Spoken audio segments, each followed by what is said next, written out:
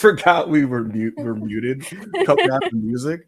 So in the 2 seconds that felt to me like an eternity, I'm like looking for the mute button and running to my keyboard to reach for it. But folks, we're live, and it's WrestlePurists Worldwide as usual. I'm your host Ibu of WrestlePurists, the self-made of wrestling Twitter, and we're gonna talk some wrestling and just kind of hang out here. I'm joined as usual by my lovely co-host Anna C. DeMarco.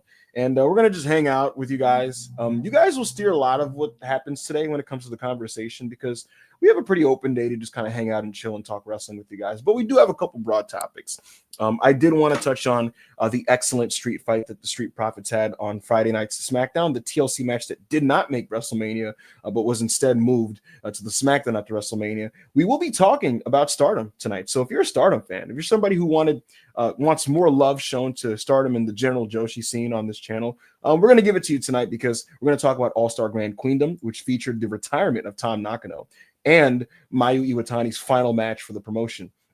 So we'll talk about Stardom. We'll cover the show. We'll talk about the big matches. We'll be joined by Scott of the Gold Star Podcast, and he'll kind of give us a lay of the land of what's happening right now behind the scenes, what's going on with Stardom overall, and he'll point us to where we need to be pointed to when it comes to that. So we'll talk about that. Joe Holbert will be joining us pretty soon, honestly, which I'm very excited for. So if you're a Joe fan, you can look forward to that. Joe will be joining us. We'll talk about TNA Rebellion, a show that he watched in its entirety, a show that featured a lot of NXT involvement, an Ultimate X match, a death match between Mustafa Ali and Mike Santana, and Trick Williams showing up at the end of the show to attack Joe Hendry. We'll talk about that. And for all you loyal listeners, I'll give you guys some info tidbits on two things WWE related. One of them is just something I was informed about regarding Braun Breaker and Seth Rollins and that whole situation that's currently germinating as we speak, kind of settling in here. We'll talk about that, and we will also give you guys some information on the NXT Women's Call-Up. So been a lot of back and forth about what's going on with Julia, what's going on with Roxanne. Are they are they Raw superstars? Are they NXT superstars? Why do they set up title match stuff for the ladies on NXT on Tuesday if they're Raw? I'll give you guys some insight on what's going on there. So you get news, you get NXT, you get Stardom, you get SmackDown. So we're going to go all over the shop today. Make sure to like the video if you haven't liked the video, guys. And also, please make sure to send us your super chats. I want to hear you guys' opinions on things. And this will be a show where if you want to know something, feel free to just ask me, and I'll do my best to answer your questions. Or if you want to give any of your takes, do so. Like the video, subscribe to WrestlePurists if you're not subscribed. And also, if you're so kind, please send us some super chats, and we'll go through all of them throughout the show. But before we do that, Anna, what's up? How are you doing today? How's your day been? What's going on with you? What's new? Guys, I am so sorry I'm not on camera this week. My day has just been crazy. As you know, it's like midnight for me when we start a podcast, and I have to wake up at like 6, 7 a.m. So, you know, it's just a busy time, but I'm trying to be here, and I had to be here to talk about Stardom this week. Absolutely. We are so back. We are so up. I mean, Mayu and Tam, that's the whole thing. But as like Joshi wrestling as a whole, we are so up. It keeps being the best wrestling in the world. Saya Kamitanners, we believed, we stood there. No, there was a point, I have to admit, I wasn't fully locked in. I thought it was over for us. But we are back. She remembered who she was. Right. And she changed the game. It's just the best in the world once again. I am very excited. Saya's my Phoenix Queen. And she, when this hate stable started and she kind of remodeled, I was like, I don't know. And I saw a couple of those early matches, and I was like, I don't know what's going on with Saya Kamitani. But it seems she had a difficult time, you know, like her title reign with the white belt, with the Wonder of Stardom, still to this day, one of my favorite title reigns I ever had the pleasure as a fan to watch it unfolding, you know? The way that she grew as a wrestler, like being able to follow her from the start of her career was amazing.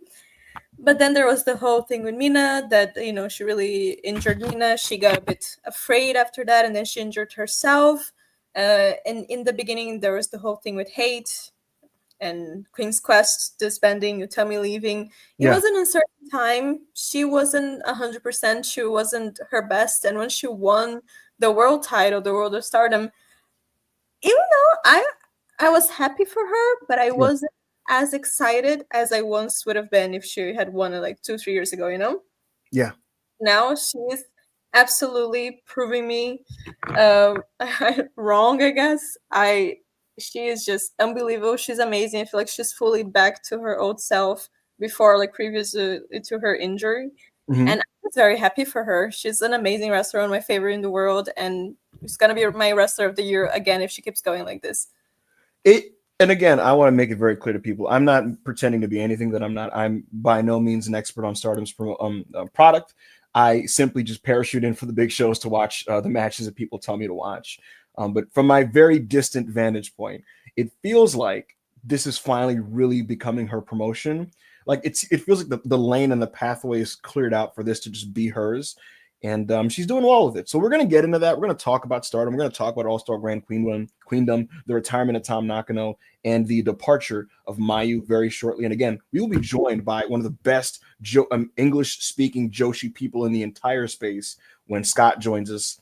And we will get into that. So that'll be shortly. But before we do that, again, guys, please make sure to get your super chats in. And while you're filing those in, I want to quickly just give some love, Anna, to a tag team that did not make WrestleMania. You know, Anna, you watched both nights of WrestleMania, right? Yes, unfortunately. Were the Street Profits on WrestleMania, Anna? No, neither were machine. What do you call it? The Motor City Machine Guns or DIY. or DIY. Yeah, none of those three teams were on the show, Anna. And no, a lot of people were like, "Why? Why would you book a TLC match and not put that at WrestleMania?"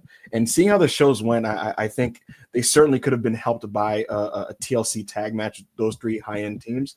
And I'll tell you this, Anna, I watched SmackDown on Friday, and the final hour was commercial-free. And in the final 30 minutes, they just gave these three teams, just 30 minutes, no commercials, have a TLC match.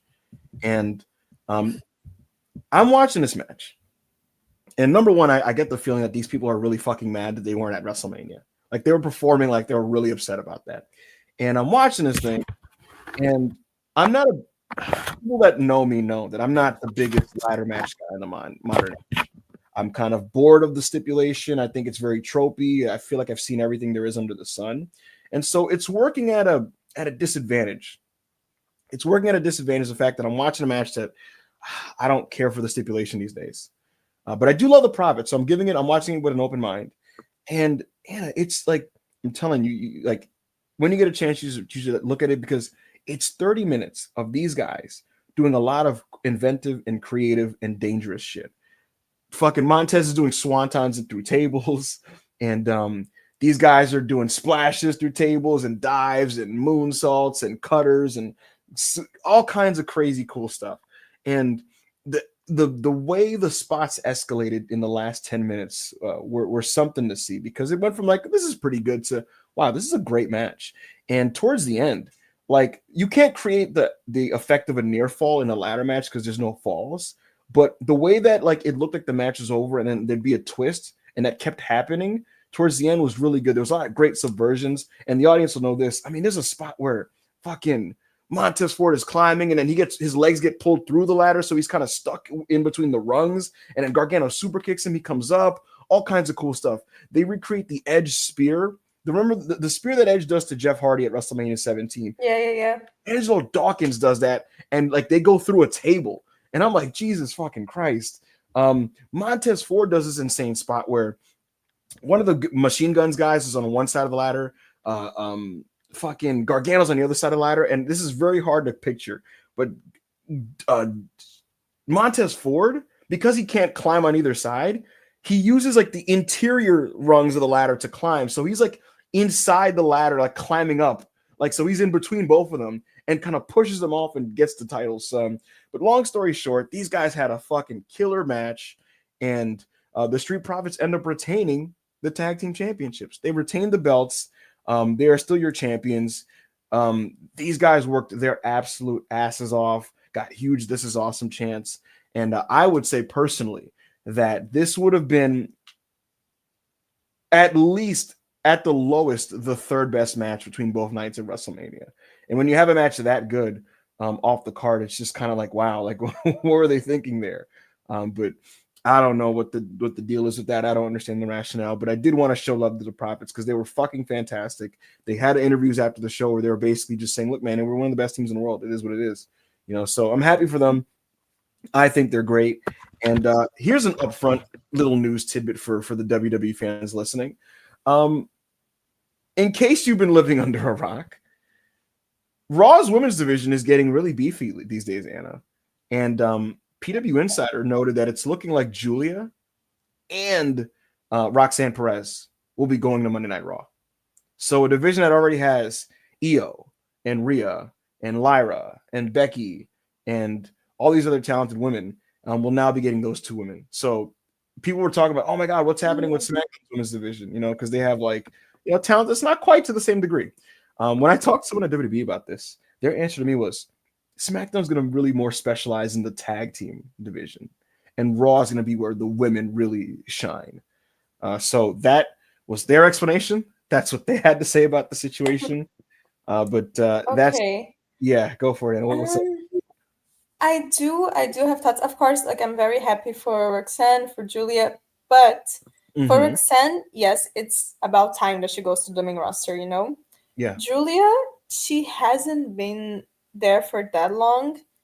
I mean, she is already there's no need for her to be developmental at all. Of course, she's a full a formed wrestler already for years. She's great, but I don't know if she's to that point that she's known with the main roster audience, or she's that over, or if they even have plans for her, because apparently it looks like the plan is to put her and Roxanne as a tag team. For now, and they're gonna do a program with her. For now. Yeah, she's gonna work with Rhea is her big singles feud, allegedly. Okay, then that would be very good and very interesting. That I would like to see Julia just being Julia and doing what she does best, which is just being a dickhead and beating everyone up. When she's a heel and when she's just how can I say, just unleashed. You know what I mean? When they just throw her out there, just let her do what she wants to do. But I am curious to see how they're going to navigate, how long it's going to last this Roxanne Julia tag thing, how they're going to, because if they're just putting there to go against Raquel and Liv, then, and with Roxanne, I think the SmackDown Women's Division would benefit way more from having Roxanne there.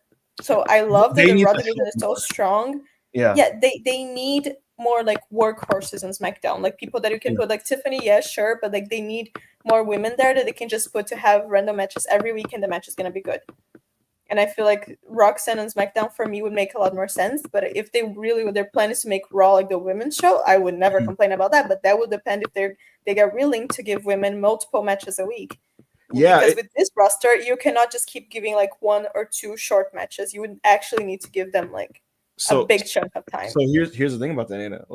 Last week, most of the wrestling on Raw was from the women's division, and what's hilarious is remember how last year the big talk of NXT was it should really just be a women's show because the men's division is terrible. Well, we're finding ourselves now, Anna, where you look at WWE and you look at Monday Night Raw, and respectfully, your men's champions are Dominic and Jey Uso. Now, both guys are super over. They're stars. I don't have an issue with either of them, but they're not your conventional workhorse type of champions. Is that not a fair thing to claim, right? It's 100%. That's right. Fair. Dominic, especially with his character, he wouldn't be the one that, let me defend my title every week. And Jey Uso, you guys know my opinion about him at this point. Right. And so Hunter basically, and this is what I got from them when they were telling me about this whole how they're gonna frame this thing. They were saying Hunter's strategy for the next few months is gonna be the in-ring on Monday Night Raw will be carried by the women, and the men who aren't, that's not their bag, they're going to be more the quote-unquote the storytellers on the TV show. So the Dominics, the Logan Pauls of the world. The Logan Pauls is right, crazy. Exactly. They're going to talk a lot on these shows, Anna. And then when it's time to wrestle, he's just going to let the ladies wrestle. And speaking of which, in case you didn't catch it, Stephanie Vaquer is also going to be wrestling tonight, folks. Tonight on Raw. They're doing Rhea Ripley versus Roxanne Perez. And they're doing Stephanie Vaquer versus Ivy Nile of American Made. So 2 really, really enticing leads matches tonight. I'm down for that. I'm looking forward to watching that. Not looking forward to whatever the fuck Logan Paul is going to do tonight. But that's that's also my question. Like, okay, I love that they're putting Stephanie there. It really shows like they really trust Stephanie. They really like her. I think they really see her as the future ace of the women's division. You know, like when her time comes to be put in that position, and they 100% like that's. I think they look at her and they're like, okay, this is a future like multiple time women's champions, and they should absolutely. But she's still the NXT champion, so wouldn't it make more sense for them to put, for example, Julia versus Ivy Nile? You know, I like would if you want to push her. Yeah. You know what? I agree with you in the sense of like, wouldn't that make sense to heat her up before her big tag match against whatever it is, Io, and I forgot who Io got attacked with last week. It was Io and somebody that got attacked. I feel like maybe I'm misremembering, but you know, I agree with you. I think Julia's probably going to get involved in Rhea Ripley's match, so that's probably what it is. Okay. Regarding Stephanie and the NXT situation, Joe! is Joe here? Hello. I don't see him. What's happening? Joe. Oh, I was looking at the YouTube screen. That's I was looking at YouTube, which is behind. Sorry, Joe. Did you catch any of our lovely conversation? No, I don't listen to wrestling podcasts. Was it good? Yeah, I've enjoyed it. I just put over the Street Profits, and I asked WWE about like what are they going to do with the SmackDown women, because Julia and Roxanne are Raw bound, and it's like that's awesome. Embarrassment of riches when it comes to talent. You got Julia, Roxanne, you know, Io and Rhea and Lyra and all Becky Lynch, right? But what about SmackDown? And you know what answer they gave me, Joe? They said, you have that bullshit detection face. So this is their answer, Joe. They said, we're gonna look Raw will be the women-centric wrestling show, and SmackDown will be the show specializing on tag team wrestling.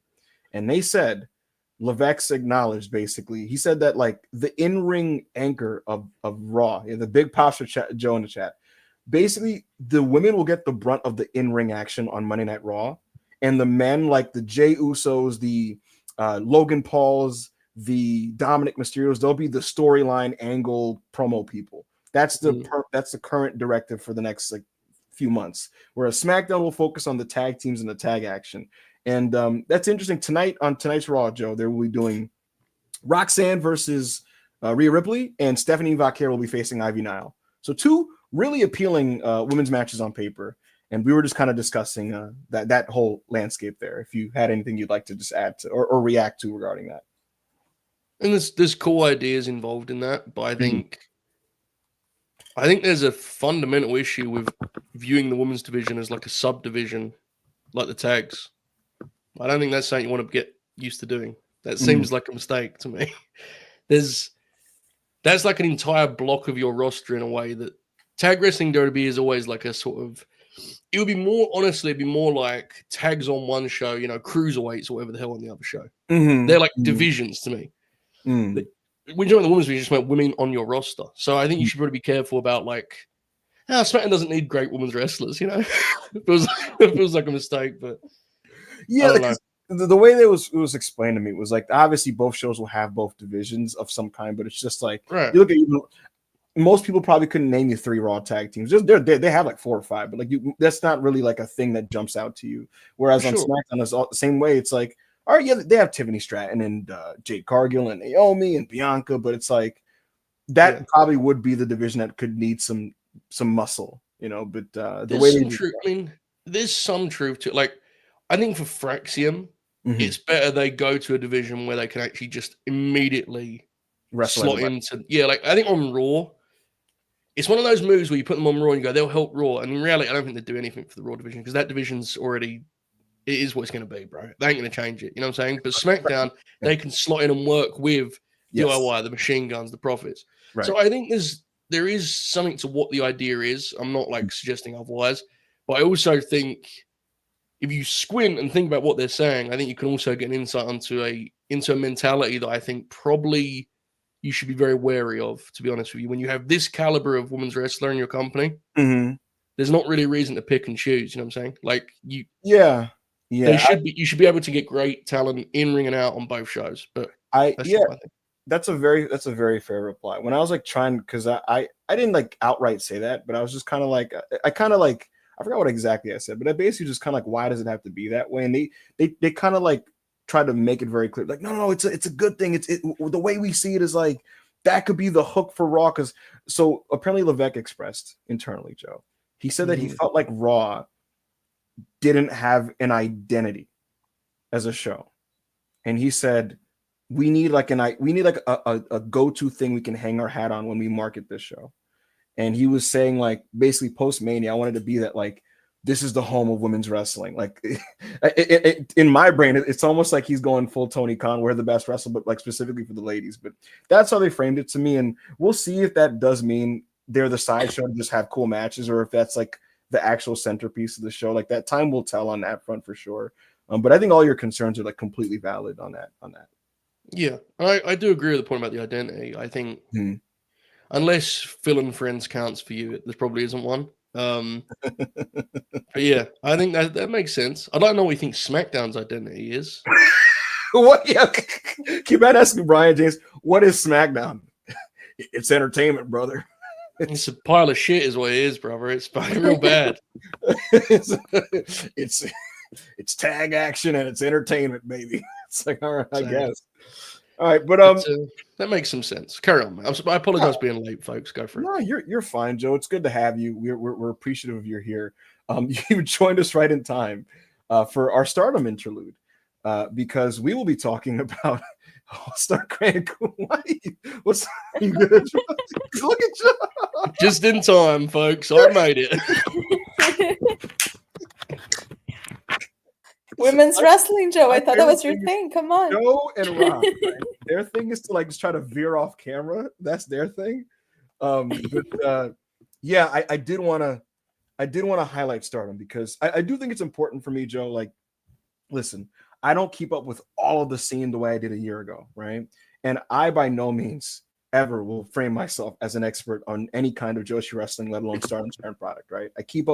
I watch the big shows people tell me to watch, right? But I do think it's important when notable events happen and notable things happen within these events and there's newsworthy. Yeah, absolutely. I think it's the right thing to do to highlight these things on the shows that I'm on. Because it's easy to just kind of look at other platforms and say, hey, they don't do it. And it's like, I could just do it myself. So I went out of my way to watch the business end of the All-Star Grand Queendom card. And so I'm going to give it some time to cover it here with Hannah.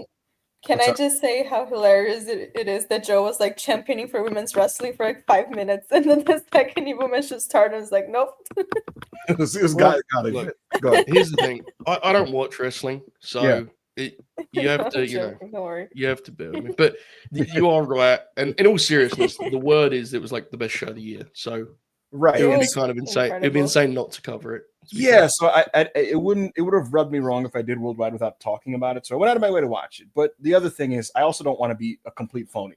And so if I'm going to cover it, I'd like to do it right on some level. And so that's why I enlisted the help, Joe, of someone I think is one of the most polished people, English-speaking Joshi pundits, I guess you would call it, within the online space.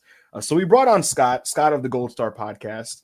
To my knowledge, they're going to be bringing the show back this Friday. So I wanted to have Scott on to talk about All-Star Grand Queendom. We're going to talk about the show, the big matches, and also the retirement of Tam Nakano. Tam Nakano is calling it a career, folks, at the age of 37 after an emotionally charged main event against Sayaka Mitani. And she lost a title versus career match. And we're going to be talking about that. We'll talk about Mayu Iwatani, who had her final match yesterday against Yuri.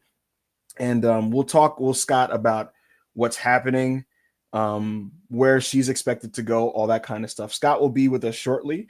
But while Scott's on his way, I will immediately turn it to Anna and ask you this. Hello. You're the Sire girl. You're the Stardom fan. I'm very much the outsider that watches through the window, right? I watched this main event, and what I was looking for was, will they be able to convey a sense of finality within this match, emotion, drama, that whole kind of thing? Would that translate to me, the guy who isn't deep in, who's not watching the house shows, who's not watching that stuff, right? I'm not gonna cry seeing Tam Nakano retire, but can they get me in some way, right? I like doing that sometimes. And I'll tell you this, these two are very good wrestlers, and they're having good back and forth action. They're doing really ambitious spots. Her Frankensteiner's off the apron, they're doing their cool finishers.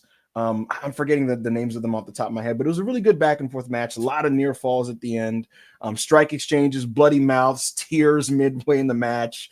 That we even got some cutscene action in this match, Joe. I noted to myself, I'm like, oh, it's everywhere now, but because Saya's just like, she's just like, Tama, and she's yelling at her things, and like they're crying and elbowing each other, and I'm like, all right, fair play.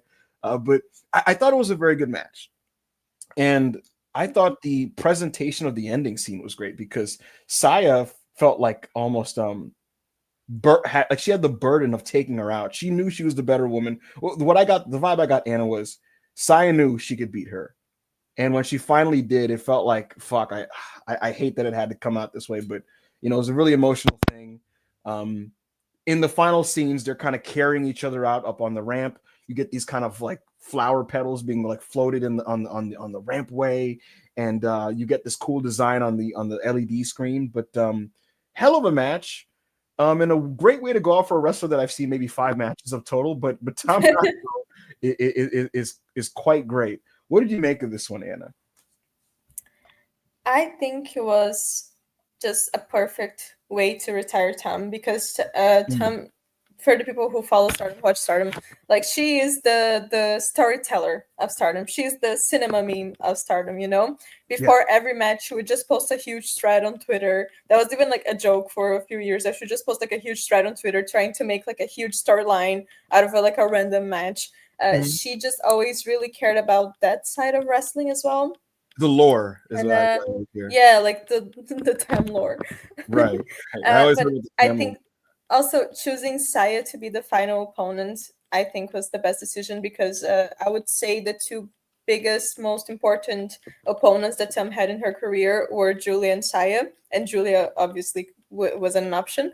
And Saya was the one that kind of, like, when she started becoming a wrestler, she said Walker, the commentator for the English commentary, he was amazing. Like he did a great job, like describing the whole history between them and describing everything. Like he did an amazing job.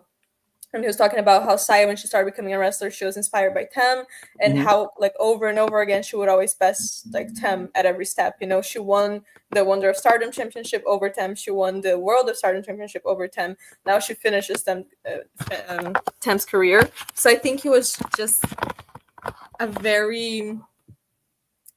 very strong overall. Like going into the match, you already felt the emotion because we knew what's gonna happen. Saya was not gonna be the one to retire. Yes, it was a formality. And like, yes. And I think the way you described it was very, very good. Like it seemed like she knew that the whole match, but she's trying not to do it. And in the end, after she pins Tam and it's over, and they're just crying to each other in the ring, and they just have like their foreheads against each other, just crying. It was so emotional. I'm not particularly, I know that Tam, she has like some really strong fans. I was never like a huge Tam Nakano fan. I loved her matches, but it was never that deep for me. She was never like one of my absolute favorites. I'm so sorry to say that. But that moment, I had tears in my eyes, and they were walking out of the ring. Tam, she's not crying. She looks just tired and composed. She looks ready for it. And Saya, she's breaking down. She's trying to hold him up, and her tears are just streaming. Saya seemed more shaken by it than Tam seemed like relieved that it was over, and Saya's the one like just distraught. It was interesting. Yeah, she's fully distraught, And for Saya now, since she turned heel and she has this character of being the Phoenix Queen, she hasn't shown this type of emotion. So I think it was something just very real and very beautiful. It just showed how important Tam was for her and for Stardom as a whole. And when they're walking out, what's falling down, it's not like flower petals, it's the black feathers, because like style. Yeah. Gotcha. So when they're down there and there's the black feathers, which is Saya saying like coming down, and they're just standing at the ramp while the lights go down. I think it was so well made. It's one of the best endings to a pay-per-view I've ever seen. And it was an amazing retirement, because for Tam, for years, she'd been talking like, oh, I'm going to retire soon. But the Joshi retirement, it's usually they do like those gauntlets that is 1 minute for the whole roster to come and to face the person. And it's like a big parade, a big show. And this just felt so much more intense and real and just emotional. and so not like Tam, but at the same time very Tam. So I think it was incredibly well done at every step of the way, and it was a phenomenal match. Even if it wasn't a retirement, nothing to do with that, it would have just been a great match. They never had a bad match against each other, period, you know. But yeah, I think it was one of the best matches of the year. Well, we're joined, folks, by Scotty Wrestling. Scott, thank you so much for being here. I felt like it was the right thing to do to get you on because I'm talking Stardom, and I don't want to be a phony. If I'm going to get someone on, I want one of the best to kind of give us some context and just kind of take us through some of what we've been watching. We're talking about All-Star Grand Queendom, and already gave her thoughts on the excellent main event between Tam Nakano and Saya Kamitani. Saya Kamitani, in just from my very distant vantage point, it feels like she's starting to fully now claim Stardom as her promotion following this, but also with some of the departures that have taken place recently and stuff like that. But Saya gets the win. She retains her championship, and Tam is gone. Another wrestler that's gone, Scott, is Mayu Iwatani. What did you make of her IWGP Women's Championship match against Siri, sir? What did you make of the match, and what do you think is next for Mayu? Well, first, thank you for having me. Hello, Absolutely. everybody. I appreciate the time to be here. Fitting time for me to join and talk about Mayu. I think these two have had such amazing matches in their run, and in many ways, Shuri became the perfect final opponent for Mayu in her Stardom run. 14 years in the company, there since day one, accomplished everything you could humanly possibly accomplish in this company. She's the only Grand Slam winner. She's won every single title the company's ever had. Obviously, the longest rating IWGP, anything IWGP. She has the longest amount of days as with the single reign, beating Okada's reign. I thought the match, like I said, was incredible. It was more emotional, I think, than I was prepared for going into it. But I think the crowd felt that when you watched her make her entrance. You saw the look on her face. You saw tears running down her eyes, and that was the reality that this is it. This is the moment that at times throughout her career it felt like would truly never happen, would be her leaving. But I think in the most fitting way, I've seen a lot of people talk about this, like, why didn't she get a farewell or a farewell tour or something like that? You know, that's not her thing, right? Why didn't she get that? And to me, the most perfect way for Mayu Iwatani to leave a company, or the company that she made famous for 14 years, is you have this fantastic, highly acclaimed match, lose a championship, and go out the way she did. It's very fitting of her. It's very fitting of what she's accomplished in Stardom. And while I am very emotional because this is the reason I cover this, and this is the reason I cover Stardom in the first place, it was time. And anyone that has paid attention to the past year knew or had an inkling that this was possible. And I don't think it's really, for me, it's not a question of where she's going. She's not going far. She's someone who loves living in Japan, loves being in Japan. She already said today in Tokyo Sports, and I know she's a wrestler, not everything can always be true, but she always says this. All she wants to do is travel with her dog, relax with her cat, and do puzzles till midnight. That's all she wants to do. Oh, and also wrestle, because that is who she is. And it'll be Marigold. I have all the confidence in the world that will be the case for her. I know Dave threw out WWE today, and that created a ruckus.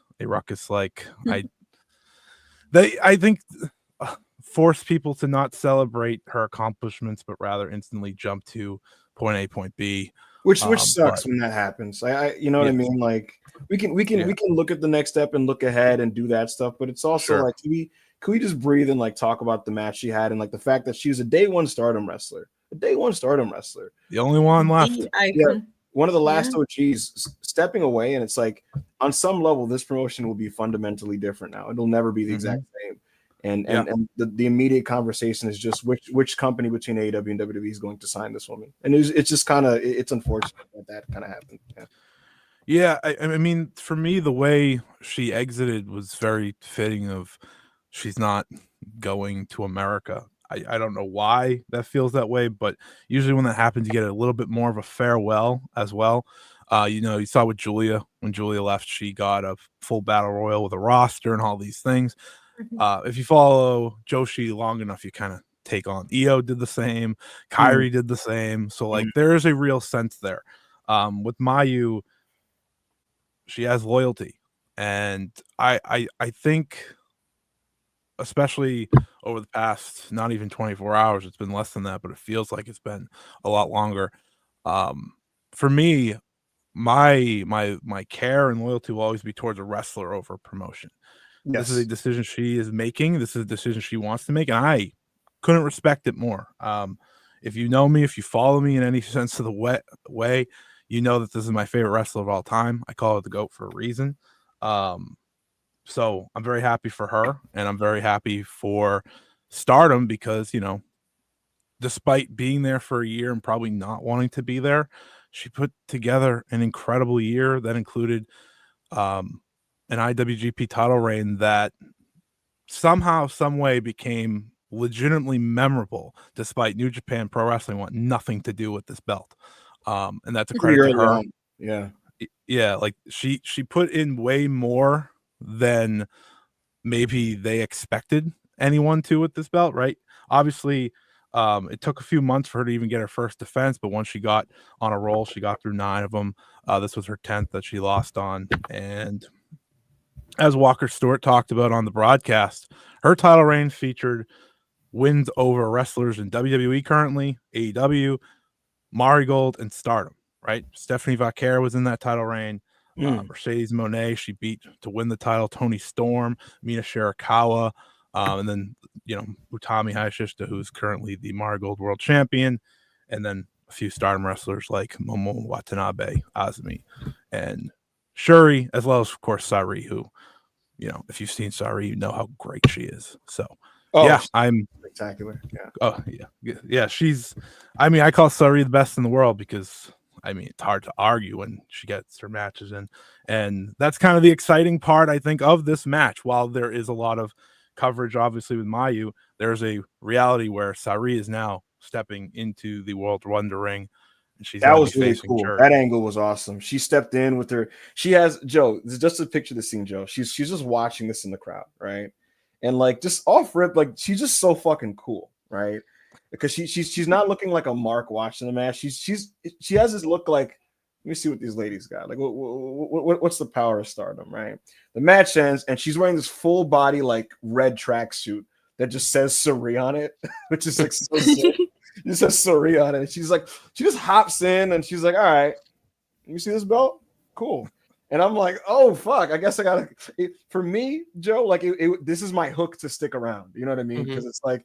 For me, I was like waiting for like, all right, what is this show going to do that makes me like want to see the next big show? And like Sari kind of like popping in and being like, let's see what these ladies got is a good one. Scott, thank you so much for that context on that. You've been very informative about a lot of this. I think a lot of people should follow you because I learn a lot when I read your posts. And another person I learn a lot from is a man that you mentioned, and that's Walker Stewart. This guy, this young man who's like fucking like 22, 23, I want to say. His ability. What? Yeah, he's a baby. His ability to convey information and contextualize what's happening right before you is very impressive because there are commentators who have been doing it longer than him that fail to do it to the same level. And it's why I think if you're like not super familiar with like any Japanese wrestling that you're consuming that's commentated by him, you should certainly watch it in English. Joe, are you a Walker Stewart guy? What do you think are his, like, I guess, how do I frame this? What do you think are his prospects in this business? And what do you make of him as a commentator? Well, he looks like me, so I think he's great. No, I think sky's the limit. Like when I got to interview him, genuinely, and I feel weird using this phrase because it feels like I'm talking about him like he's a kid. Yeah. But he is someone who's younger than me, which is weird in itself. I left it so impressed with like his process, Like I'd ask him a question like, how do you think, Hikuleo is going to do in the G1? And he would give me like a 10-minute answer about, the history of Hikuleo in the G. Like, he takes the job very, very seriously. And you may hear that and go, what's the big deal? Trust me, that is not the norm as of right now. No. No. He's someone who I think could easily just rest on the fact that he has an incredible voice. And he doesn't do that. He takes it very, very seriously. And if he gets an assignment, he swings for the fences and he prepares.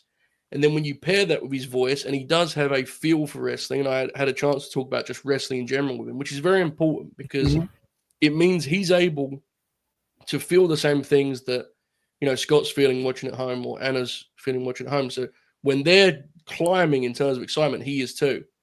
And so I think, his ceiling is the best guy in the sport, right? Yeah. I mean, I think you could argue he's one of the best guys in the sport now. So I'd be of that opinion, and I think right now the scene is open. It's wide open for him to claim that title. You wanted to say something, Scott? Yeah, I do. I just want to give Walker some love. This is a guy who wants to cover. He wants to do more. He wants to do Stardom more, for example. Yeah. This is the guy that called me, and I talked to him for 3 hours to get him ready and rared to go for the show. Right. He asked me and Peps for notes. Like, this is a guy that wants to be great, and I think anyone that wants to be great, they put in the work, and I haven't seen someone put in the work like him. So I just wanted to give him that credit as well.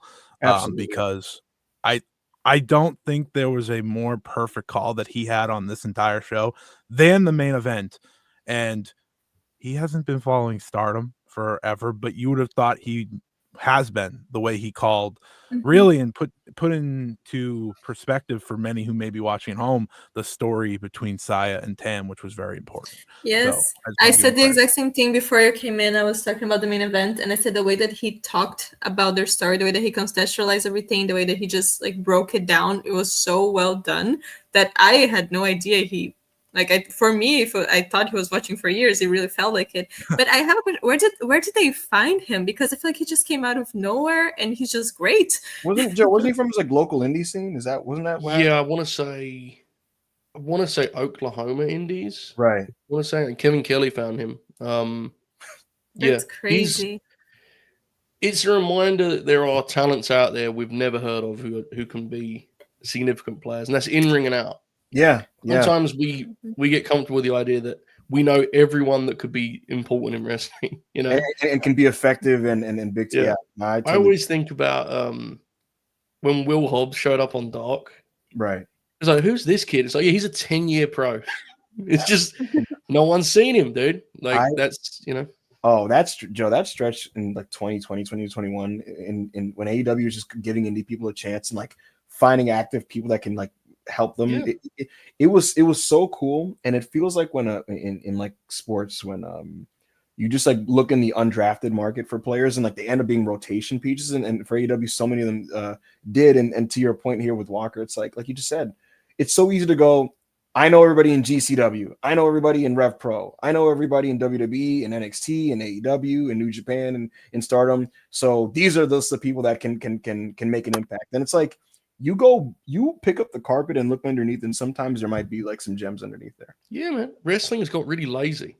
Yeah. Once upon a time, you had to go and find people. Now you just have to scroll your timeline and see who's got the coolest, the most buzz. It's yes. And you click a highlight reel. Yeah. Yeah. It's really bad. I hope that someone like Walker doing this at 22 years old is a reminder that you never know who's out there, dude. He's a guy doing it on the indies who took it really seriously and treated it like it was his life's work, and that now is paying off in this way. So it's awesome. And now that we've put him over a lot, Walker, if you see this, if the Good Brothers show up next week, I better hear LNG Hall of Famer where Machine Gun's coming out, because otherwise this is a waste of our time. I completely agree, and I'm actually going to bother him about that one. I'm going to literally be like, you got to shout out LNG when they walk. He's out. the man. In all seriousness, I'll reveal something. I'll reveal it. It's not gonna get him fired, I don't think. But so he's in the Self-Made Discord, Joe, right? And there's one show where he was literally we were watching the New Japan show that he was on commentary for, right? And he's like talking to us, like messaging us while commentating. And I was like, Walker, give us some type of like verbal shout out. And I forgot what he said, but he just said something that was like vague enough that it would be impossible to know what the fuck he was doing. That's the thing. You have with self-made, he can slot that in so easily. But the idea of him getting in late night grin Hall of Famer feels a lot more challenging. Rocky, I believe in him. I believe in him. Yeah. We all believe in you, Walker. We believe in you, and we appreciate you. And I appreciate Scott for joining us because this has been good stuff. Before we end this segment, I wanted to highlight some of the awesome undercard matches on this show because this wasn't just a 2-match show. Far from it. The business end of this card was some serious shit. I thought that Meiko Satomura's trios match that she was in was fucking awesome. And this match doesn't have the highest score on Cage Match, but I'm gonna reveal my hot take, I guess. And again, I'm the Joshi outsider. I'm not super deep in. I don't have the emotional connection some of the top wrestlers that like a lot of the fans do, right? But for me, the best match on this show was the no disqualification match between Mei Sarah and Suzu Suzuki. It was 15 minutes, Joe, of women bleeding and beating the shit out of each other. And it's a no DQ match, but like I don't even remember. Like, I think there's maybe one chair shots to the head or something, but generally it was just blood and just like really, really stiff, violent strikes. And it's just a badass fucking match. And again, they're fucking. We got blade jobs and shit. It's nasty. It's contentious. It's cantankerous. It's what I want from wrestling that has to be that has to have a sense of animosity. So I was in love with this match, and that preceded the run that would follow that everybody really got into. What did you think of that one, Scott? Suzu Suzuki is and has been a treat for a very long time. Like when I say that, I mean she's been seen as a prodigy for years, and if you have seen her pre-Stardom, you understand what that's all about. She spent time in Ice Ribbon and was a prodigy there. And when I say she's a treat, I mean she has continuously pushed the idea of what a top Joshi wrestler can be. Mm-hmm. She loves deathmatch wrestling. So when she signed with Stardom, she was essentially signing away that idea for quite some time. Where was she from before us? Where did she come from? Prominence. Yeah, so she was Prominence beforehand with which was like the death match, and before that was Ice Ribbon, where she started to kind of dive into things. And she was at the Crazy Fest show by Barb Sasaki at Cork and Hall that had the crazy Jun Kasai Desperado Takeda match for anyone looking for it. So on that match, she got to wrestle in a no DQ TLC match, and that was against Rina Yamashita, and it was pretty damn close to a death match. You know, first time she had bled in a match in years. And I remember her tweeting that day, "This is the most alive I've felt in so long." And after a tough 2024, I was like, I feel like this is the year she turns the corner. And when they made this no DQ, I was like, well, they have to have color. If they don't have color, this is not going to be well done. And I think the best thing I could say about this match is they use the stipulation to better the match rather than it to be the match, if that makes sense. I think that's like my number one thing with gimmick matches is like, you wrestle your match, tell your story, use the gimmick to aid it, not to be it. And that's what they did. Mei Sarah is like not known for any, like she's a high speed wrestler, super baby face, and the willingness to do the blade job and to have the Crimson Mask and go in there and fight was incredible. I said it to someone the other day after the match. I was like, I feel like Suzu was like told everyone in the back, all right, let's have a competition. Who's going to hit the hardest? And I'm going to win, because she smacked Mei Sarah with some forearms that I was like, that was like top of the line, you know, Shuji Ishikawa type stuff that you see these days, you know. Shouts out if you know who Shuji Ishikawa is, of course. Familiar, yes, but he's a guy that just goes out there and clobbers people, and Suzu just was awesome. Mei Sarah was awesome. I'll say this: there's 3 matches that I think you can probably consider your match of the night. It's this one, and it's the other 2 that you guys talked about. Absolutely. I have no problem if you pick any of them, because they're all so different. They're all so special, and this is kind of what if there's anything to look forward to in Stardom post Mayu and Tam, it's where Suzuki goes and where Saya Kamatani goes, and maybe they click again somewhere down the road. I have just like we talked about Tam and Mayu leaving. We forgot about Tekla. She also left. That was also Tekla. She has not been the best for a while now. We can admit it just went downhill insanely. When she was still in Dona del Mundo, she was amazing. I was a big Tekla girl, but yeah, it just really went downhill after Julia left, and now she's leaving Stardom as well. And that's an interesting one because that's definitely one person that will go to the US. Like we said, Mayu is definitely staying Marigold. Tekla, it's either AEW or WWE for her. But the question is, which one? And what will she do there? Like, is she going to turn it back around? Does she still have that dog inside her? You know, is that lost forever? I am very interested to see which company is going to go after her, especially after the run that she had with Hate, which was not great. Yeah, I mean, I don't watch closely, but all I kept seeing from the Joshi people on my timeline is just that she's that her work had declined. So we'll see what happens with Tekla. Someone I will also want to highlight, and I promise I'm doing this in the Dave Meltzer way and not in the Gooner way, but Saya Ida is very striking. Like Joe's making a face. This is gonna sound insane. I like the way she looks, Joe, and I promise I don't even mean this in the like the Gooner way. Like, look, she's a pretty woman, but what I mean is like she has this really cool like physique. She's very what's the word I want to use? You saying she's got a good look, is what you're saying? She's ripped. Yeah, she's ripped, but it's also in this very like stocky powerhouse but small kind of way. I like those. I like people who built like that. There's like Taz or like, you know what I mean? I like the small. That's a good comp. Yeah. The small, like bulky powerhouse. That's why I think Jordan Grace is so cool and stuff. And Saya Ida is similar. I wanted to just kind of shout out the tag match that she was a part of. I thought that was a pretty good match. It was her and Hanan against Hazuki and Koguma. That was good. The other match that I did think stood out, Scott, was Azumi and Starlight Kid. When I first started watching Modern Stardom 3 years ago, Azumi was somebody that stood out to me, and I loved the matches that she was having with Starlight Kid at the time. And it's cool to see them now kind of graduate upwards in the card and now have that match that they had for the white belt. And they just have a chemistry that I enjoy looking at. And so, yeah, I'm a fan of watching those two women work. I think Azumi, again, I'm not super tapped in as you, but it's fair to say she's going to be one of those big time future pillars for this promotion for years to come, correct?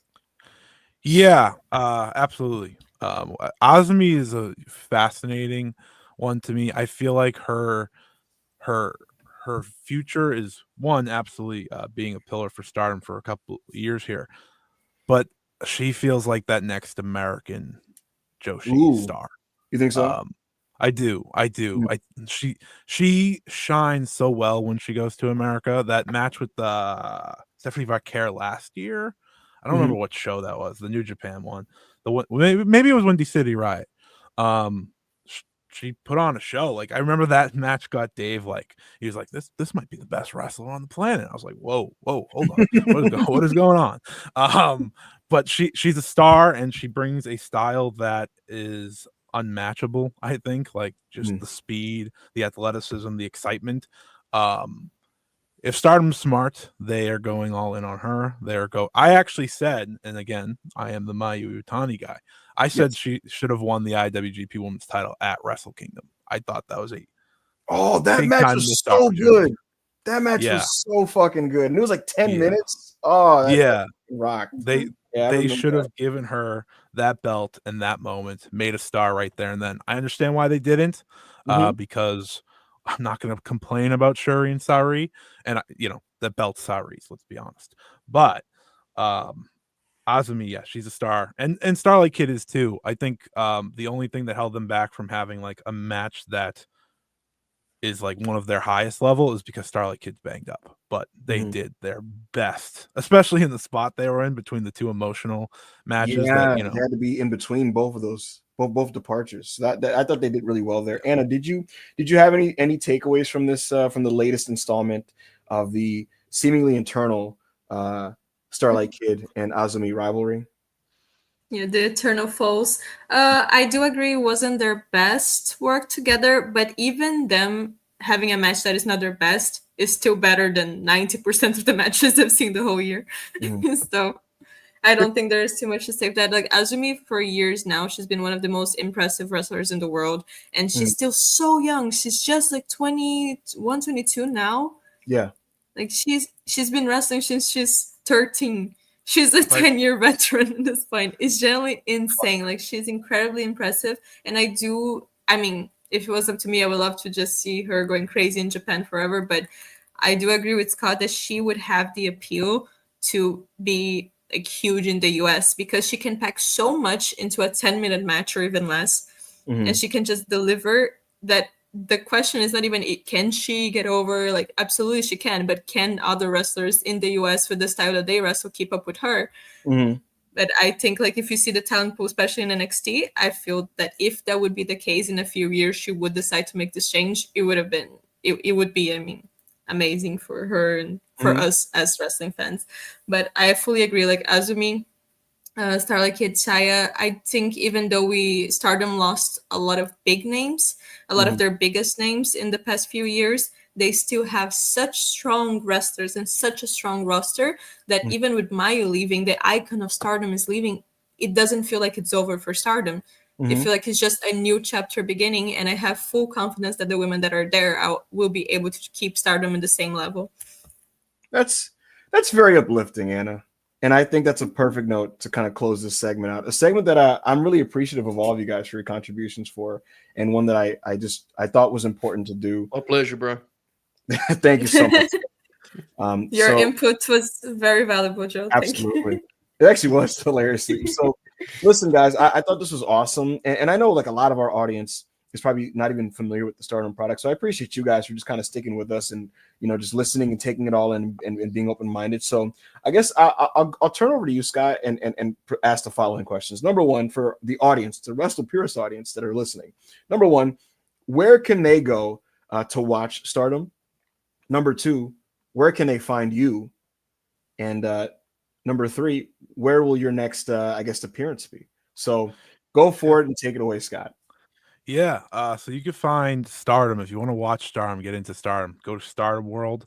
It is just like New Japan World, except it doesn't show any of their live pay-per-views. It does show their live shows now. So like if they're at Cork and Hall, it's on there. If most of their shows are live too nowadays, so that's always good. But Stardom World is the place to go. I think it's like $7 a month most, and you're getting like 8 shows a month. So if you love wrestling, if you're interested in Joshi, if you're interested in Stardom, that's the place to go. The pay-per-views do get uploaded there after about a week. So if you're patient, you can just not pay an extra dime and watch them. I'm sure you can find them elsewhere. In terms of myself, you can follow me at Scott E Wrestling on Twitter, Blue Sky. I mean, I barely use Blue Sky, but I do my best to be involved on both because I know some people are on one or the other. And in terms of where I'm next, I just do a lot of content on my YouTube channel, youtube.com/@ScottEWrestling. I got a lot of videos up there right now. I actually talked to Walker Stewart this morning at 7:30 in the morning about the show. He shot me a text right after the game interview.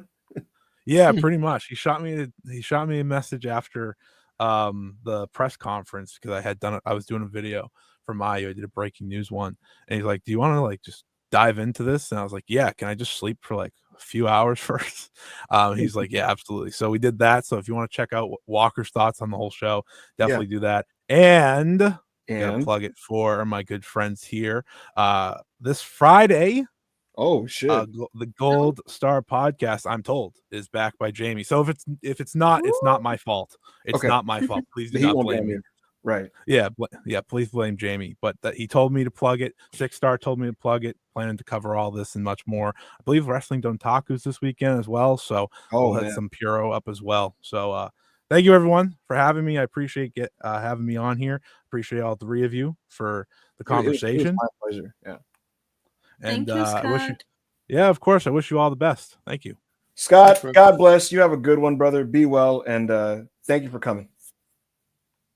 Take care, brother. It was nice. That was like it felt like an old, radio back in the olden days. Yeah.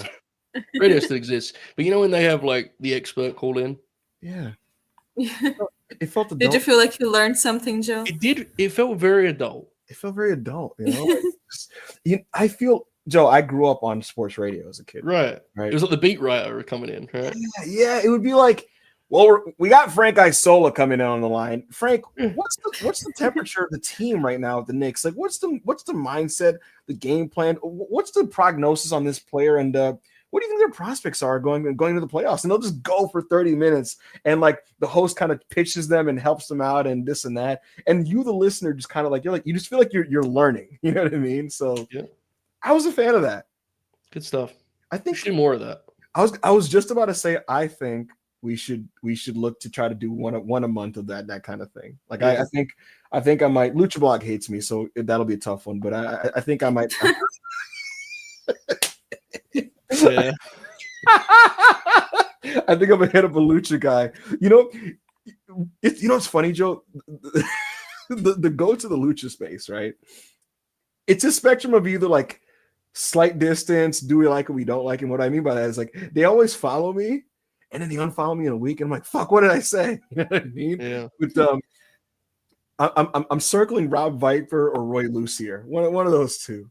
You know, seeing what they got for us. But I'm gonna look to do more of that, folks. I'm gonna ask the live chat. What did you guys? We'll do it right in front of everybody. What did you guys make of that segment?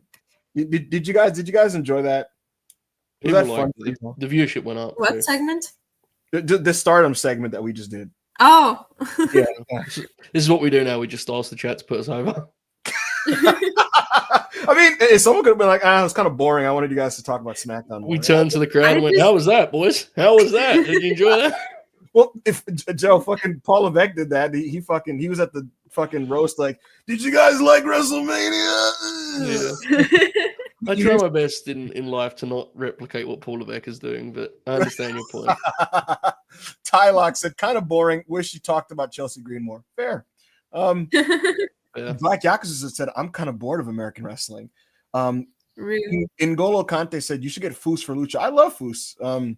Yeah, I want to do something like that every month or so, radio style. I thought that was very classy, what we just Ibu. did. What's up, Anna? We can have Lucha Blog over. You just have to step out during the segment, and then you can come back after.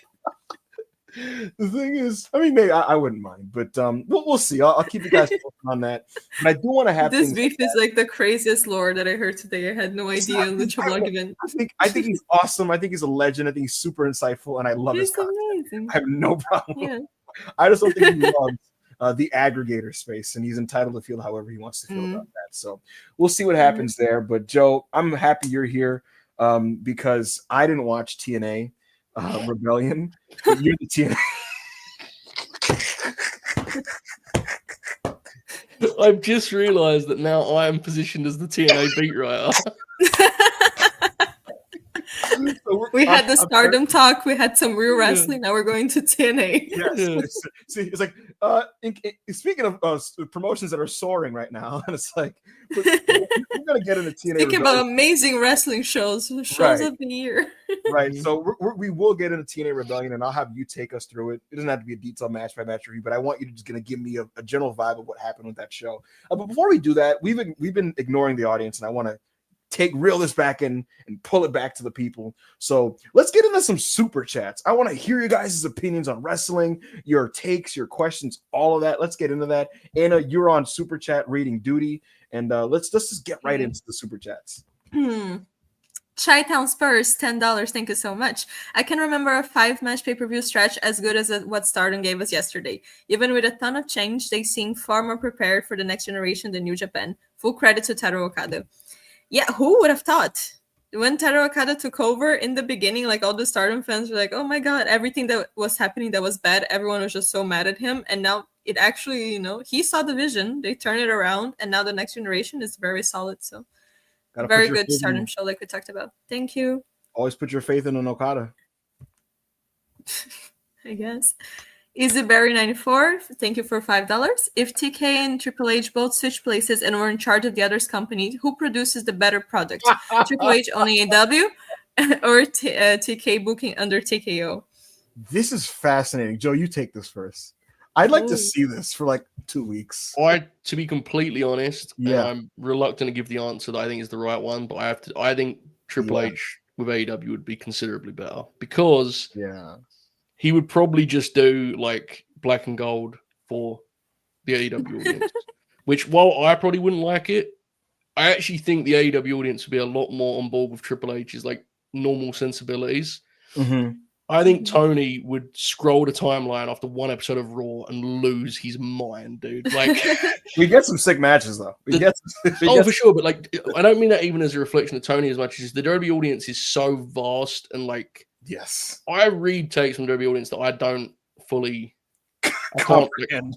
Yeah, and that's fine. Like, that's but I don't think Tony's wrestling taste would be able to adjust to it at all. I wish I could see this experiment for a month.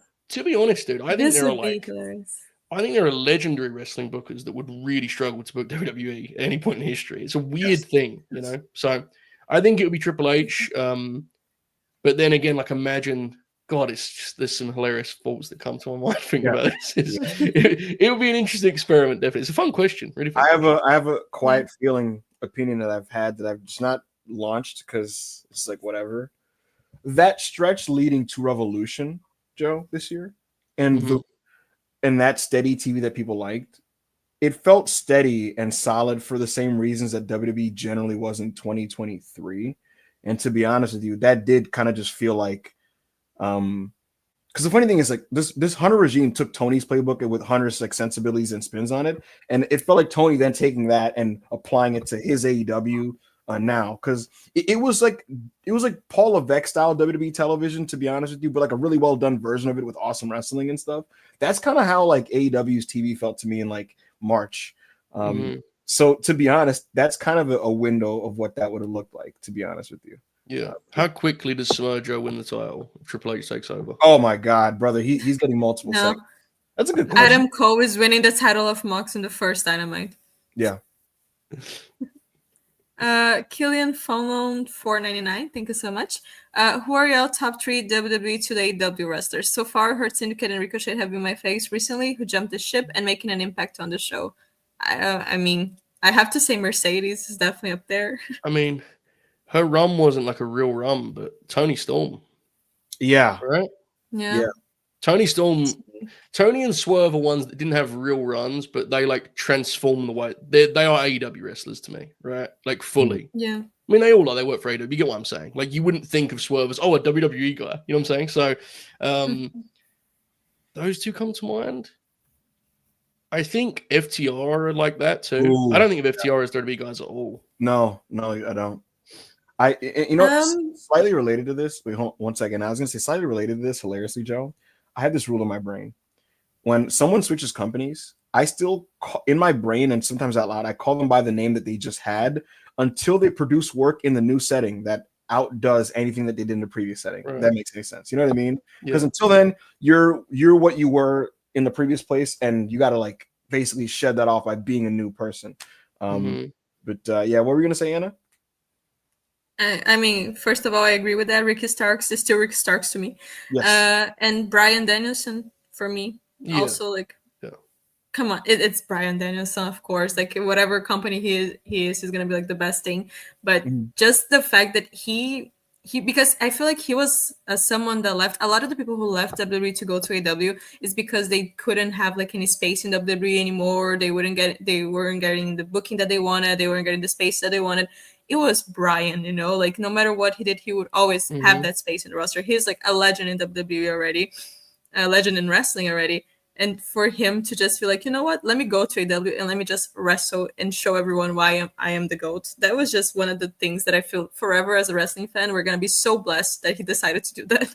I agree. And on the legend front, we also have to mention Samoa Joe, who I think his legacy has been immensely enhanced by being in AEW. Yeah, I think Joe and Sting are two of the greatest wrestlers ever that spent the majority of their careers being booked like complete garbage. And their AEW runs, both respectively, kind of really helped on that front. So yeah, go ahead, Anna. Okay, Black Yakuza 94, thank you so much for the $5. What a crazy week for wrestling since last Monday. I could barely keep up with everything that was happening. Joe didn't even bother. Just to be clear, Vegas, Yeah. Yes. Yeah. Vegas. Come with some slack. You here, were bro. live. Joe was live in the building for Joe Hendry. Amazing. Najash Tafe 499, thank you. Io showed Mayu hella bands and she was in instantly. Did you guys see this story? Joe, did you see this? Sorry. So No. Mayu was at Io's house in America, and she detailed the experience, and she said Io just had stacks of money just like lying around the house, and like luxury items and just bands of money just everywhere. And I think like Mayu's note on that was just kind of like something to the effect of just like, this is the symbol of success. Is WWE just paying these people in cash? Are they just trying to do like some tax evasion? What is this about? Well, hold on. I think Io. We lose Ibu. You think Io what? Ibu just like violently crashed. That was horrifying. Am I back? Hello? Yeah. You were talking, Yes. and then there was like a thud, and then you just disappeared. I think Io's just a fucking beast. Someone told me, Joe, that like sometimes you'll just eat like really high-end luxury delicacies that are like the size of like your fucking like like thumb. Just because. Yeah, Respect. I'm fucking rich. Hmm. I'm gonna eat a golden chicken nugget. She's going to be making a lot of money for as long as she wants to. Yeah. Yeah, Joe. Remember when people thought that Triple H didn't like Io Sky? Yeah. That was worthwhile conversation on audio. Yeah. Man. Sorry. Oh my fucking dude! Like it's like early February, and you're like, why the fuck is Io not at WrestleMania's card? And just hours and hours. Hey. Not you, but like Hey. people were on the timeline like, I guess Io's gonna be in a tag. And it's just like, all right. But I am very happy that Triple H realized how beast Io is. right. That's like the best thing. When he retires, when he decides to stop being the booker for WWE, that's gonna be like his career legacy. Yes. Hold on, Right I gotta there. stop this. Kale, you were like that too. Kale, shut up. That's not true because I remember Expose him. No, Cook him. Kale, bro. I remember one time, Joe. I literally yelled at him. He was either in self-made or in the chat, and I said, "Kale, calm the fuck down. Io is okay." I literally I was like, "Io is going to be okay. Fucking relax." And he's just like, "I don't know, man." I was like, "Kale, just calm down, please, calm down." I gave him a good shake and everything. But yes. Go ahead. Okay, Anna. Sway 499. Thank you so much. Is there a reason why WWE isn't prioritizing signing male talent for NXT? Plans for Melo soon? A feud with Aleister Black should get Triple H hogtied. Yes, Melo will be the first serious program for Malachi Black. There had been people within the promotion that described it. There's like a hope that it'll do for Melo what the LA Knight Bray Wyatt thing did for for LA Knight, in the sense that he's he's taking on this esoteric character and he's not going to win the match, but hopefully his promos encounter to this person will really help him with the audience when it comes to equity and just raising his profile. When it comes to did Melo piss someone off backstage? Not like, to my what is this about? Not why are they treating him like this? I could say many things, but yeah, look, I don't know. Whenever I ask, they say we love him, so we'll see what happens with Melo. I like him. Doesn't seem like it. Yeah, I think hilariously, even though he's pushed far less, I think he's better on SmackDown than he is on NXT, which is like hilarious. I think he's just actively better as a promo, as a wrestler. But he's just a prelim guy at the moment. So we'll see how this Malachi thing goes. But regarding the male talent thing, I mean, I don't really know what to say there, to be honest. I mean, they are hiring male talent, but they're all like ex-AW guys who are almost 40. Right. So it's not the same with the girls, you know? Black Yakuza 94, $5. Thank you so much. Triple H basically saying his men's division sucks right now is incredibly funny. But hey, we got Yeet, right?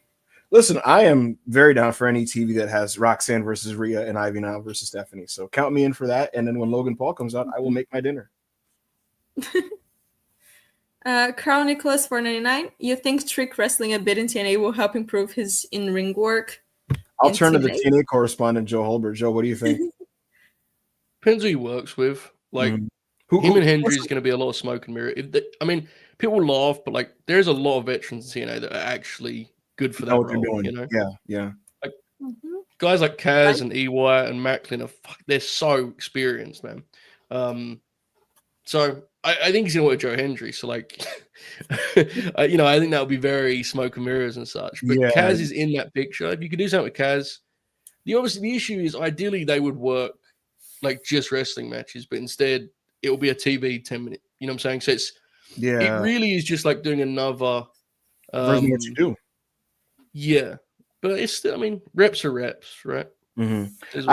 I can tell you that part of like, how do I put this? They do want him to it's acknowledged like where he's at as a wrestler, right?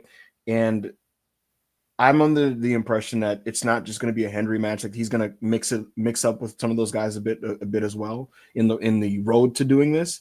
And I think the covert goal here is just to kind of get him more reps with people that are pros, like some of the guys that you listed.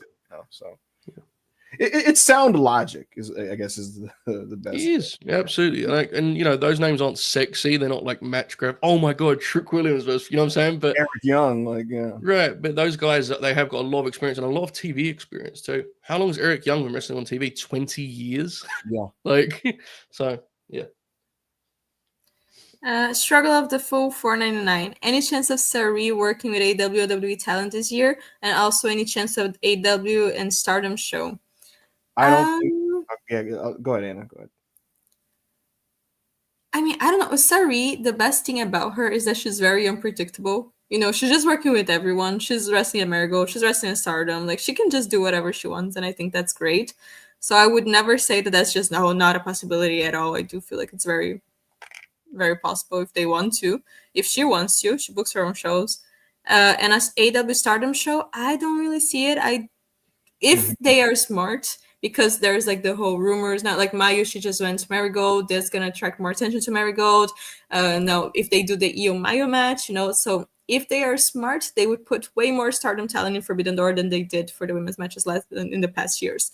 But that's not up to me. That's up to Tony. And I think that you will absolutely see crossover matchups on like an AEW programming or Forbidden Door or a New Japan Strong show. I think the likelihood of a full-on top-to-bottom show of AEW Stardom is like pretty low. Yeah. John the Priest 499. Thank you. Safe to say that Mariah is WWE bound at this point.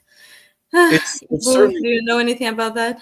Yeah, I do. It's looking like that. She informed AEW before the Hollywood ending that she would not be re-signing her contract. In spite of this, Tony Khan remains bullish on coming up with an offer that basically will sway her to staying with AEW. But at the moment, people are of the belief that she's just straight up just going to WWE. She informed them that she is not going to be re-signing, and the decision was made. That's also part of why the Hollywood ending match was booked when it was booked, where it was booked at the time it was booked, because there were plans and ideas out for that to kind of be more spaced out, the kind of stuff with Tony and Mariah, because of how successful it was going. It was a very, very well drawing story and all that type of stuff. But they opted to just kind of blow it off at Revolution, put a pin on it there and see what happens. But that decision was made after she informed them of what she informed them. And that's where we currently stand. And her deal is expected to be expiring within a couple months. Yeah. Joe, what do you think of that? Because that is something like I do. Yeah, I don't know if it's a good idea, being very honest. Yeah, I think my honest opinion is I think it's soon.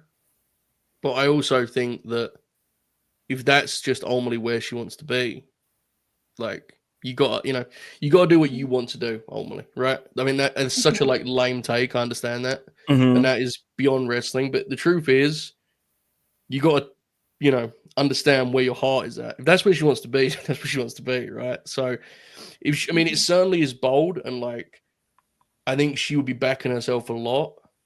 But I also could see from her perspective, she probably thinks like, look how quickly I did what I did in AEW, I can do it. There's no way she's sitting there looking at that division and being like, I can't hang. That's not the way she's going to look at it. Her mindset's going to be, I'm going to go in there and become a massive star. So if that's what happens, I wish her the best. As a personally, from my perspective, like I do think it's soon. I do think it's very deep waters in terms of the top stars. Mm-hmm. But what I think means nothing, dude. You know what I'm saying? Like, if she believes she can do it and that's where she wants to be, she's got to go for it, I think. Yeah, I'm increasingly getting to a point, Joe, where like when talent decide to do things with their career, like I can have my view on like, I don't know if that's like the most pragmatic thing to do here. I don't know if that's the play, but now I kind of feel like it's like, I don't know if the word is useless, but it's almost like it doesn't really matter how I feel about it. You know, like it just doesn't really matter. Because it's like, all rendered, you know, it could be erased in weeks. Remember when Ricochet was going and we all went, oh, Ricochet will be good as like a babyface who has really good matches and loses. That was rendered useless conversation within what, 3 weeks of his run? 4 like he's the complete opposite of that. Yeah, so yeah. you just And he's doing his best TV character work. Yeah. You never know. I remember when Ego left AEW and think like, where is Ego going to go? And he's doing good for himself, man. Like it's impossible to know. You have to get yourself in the game. But you like if she's sitting there every week at TV, like, man, I can't wait to be in WWE, she needs to try and make that happen because otherwise you're just, you're wasting your own time, right? Ego's going to get called up and he's going to sign a main roster deal like for 3 to 5 years and he's going to be a TV guy. So. And I don't see that as like, oh, Tony fumbled to me. It's just like that's the point of two companies, like right. You see what you want to do, man. Like you got to follow your gut on that stuff. I actually want to mention that, like that's so true, Joe. I feel like I would love, and it's not me lecturing like wrestling Twitter or fans. Like, this is not me doing that, but I would love to get to a point where a talent will just choose to leave to another place, and there doesn't have to be this like post-mortem referendum on like what it means for like the company that they were working for and like what went wrong. Sometimes people just go and do other things, and it doesn't mean that like this booker made this misstep or this company it indicates this about. Like sometimes just people will leave. That's how wrestling always was. Look, man, if you got over 100 wrestlers and you're doing your job as a booker, you're going to miss on some people because if you're the only way you feed every mouth if you have over 100 is you're not pushing truly the individual you need to be pushing. Wrestling doesn't work that way. You know what I'm saying? You have to push key individuals. So if you're doing your job as a booker, unfortunately, that means somebody's going to be left outside looking in because we have a situation now where there are 2 top companies with that many wrestlers. So you need that movement. Again, that may sound weird what I'm saying there, but you just can't facilitate that many people. Like, so it's a matter of making the choices what you think are right, and they'll get some right, they'll get some wrong. But we need movement, man. It's healthy. Absolutely. Yeah. I just wish the best for her. She feels it's right, then it's right.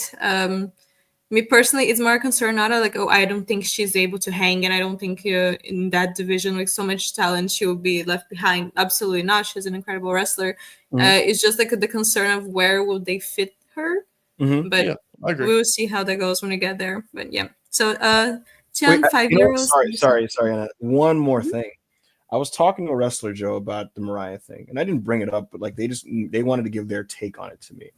And this was a wrestler that doesn't work for WWE or AEW, and their perspective was like slightly unique because they basically said, "I think it's very admirable that this person clearly years ahead of time basically outlined a plan for their career that, should it all go swimmingly, would lead her to a certain point." And they were saying like she did the independence, and she went to Stardom to get reps and get better as a wrestler, and then use that and parlay that into what she did in AEW, and then now she will then use that to make it to where she really wanted to go, apparently.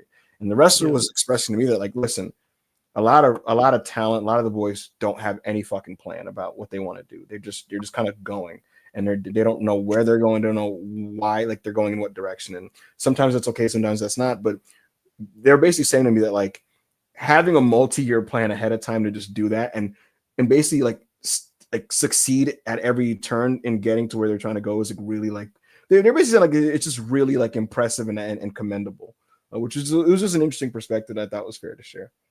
Yeah, really nice. So Sean, €5, thank you. We done with men's wrestling 2025. It's time to rate NXT Women's Division. Triple H saw the reaction Stephanie got last week and said, "Hold on now." I think it's pretty awesome how high Stephanie is climbing within the promotion already. It's like it feels like she's like on the precipice of taking over pretty soon. I am. if they ever give women a main event to WrestleMania again, Stephanie should be there. Hush 499. Is Punk feuding with Braun and then till SummerSlam? When do you expect them to do Punk Braun match? Also, can you give us a hint on next member? I cannot, but I'll give you the Braun tidbit now. So I was talking to people in WWE about this Braun Breaker, Seth Rollins, Paul Heyman thing, and I got a couple of things. I said most of them on the Raw review, but here's the bottom line. Heyman had this idea for Braun Breaker for a while, apparently. Once this match was made a triple threat, this was apparently always what it was leading to. And beyond all that, I was kind of asking about are there plans for these guys to pursue the world title and stuff like that? And it was all but confirmed to me that is something that's going to happen. I'm not going to spoil anything for people, but you can look forward to that. Regarding how long this is going to go and CM Punk's involvement, this overall angle is going to be at least a year long. So that's kind of your heads up there. They're long gamers, specifically Paul Heyman and CM Punk. CM Punk has creative input into this storyline as well as Seth Rollins and Paul Heyman. And Punk will work Braun in a singles match. That is going to happen. I don't know when that's going to be, though. I personally do not know what's the show for that, but they apparently know exactly when it's going to happen. So that's your deal on that. Ish 499. Why do people think Mayu is going to WWE? People don't Dave think this, I was gonna say people don't think this. Dave just speculated it because WWE has liked Mayu and she's been on their radar for a long time because they've just been aware of her. And beyond that, Mayu, again, she has a lot of reverence for Io Sky and visits her every time she's in the States. But all signs point to her debuting at Marigold as soon as this weekend. Mm-hmm. For me, it's also so funny that Dave, he can just say something that, it's just he's thinking about it. It doesn't even mean anything. And people would run oh my God, Dave said that Mayu is going to this place. He just said oh, maybe, imagine that, ha ha ha. He makes a joke and it's suddenly news. You got to learn. You got to learn how to speak, Dave. Sometimes there's speculation, there's assuming Dave, and then there's reporter Dave, and he makes it very clear when he's outright reporting something. That's the deal with that. Vangeminator 499, thank you. I see Lyra as Raw's RVD with the TV title with her IC bangers. Wasn't familiar with Vaquer's game until Forbidden Door. I need Lyra Vaquer air now. Lol. I love Lyra, and Dakota Kai did an interview recently, Joe, where she was talking. They've had 2 matches now. They had the short title match finals where it was 7 minutes, but it was awesome in that 7 minutes. They had a rematch that went slightly longer, and it was even better, and it still felt like they barely scratched the surface on what they could do. And Dakota was talking about their match, and she basically said that we have so many ideas that we couldn't do on TV because we didn't have the space to do it. And she basically was just saying and this is wrestler talk in general, but she was just I honestly think if we can have an opportunity to get on pay-per-view one-on-one and have our definitive match, it would be the best match of my career. So I'd like to see it. I'm a big fan of Lyra, and I think she made gigantic strides in the last 2 months. And I'm curious where that goes now that she will be working with Becky and how that's channeled because I'll just leave it at that for now. And we'll see where this goes with Becky. Mm-hmm. Yeah. And as the Sultan, $2. Thank you. 100 wrestlers versus 1 gorilla. Where is the gorilla being parachuted into? Is he in 90s All Japan? Because I think the gorilla dies if that's where he's going. I'm telling you. But, you put him in some of these territories, Joe. Some of these, He's wiping out PWG in fucking 2018, bro. That's what I'm saying. Dijak is doing nothing with a gorilla. You know what I mean? Tries to do a fucking puncher. That's what I'm saying. Yeah, but Steve Williams, Terry Gordy, Hansen, Jumbo Saruta. Listen.